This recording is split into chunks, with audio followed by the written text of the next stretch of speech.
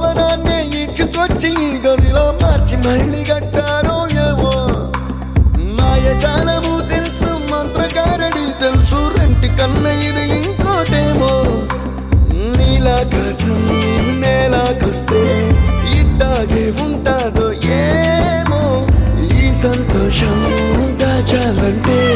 హృదయాలు ఓ వంద కావాలేమో ఇంతందంగా ఉంటుందా ఈ లోకం ఇన్నాళ్ళు ఈ మనసుకి తెలియాలే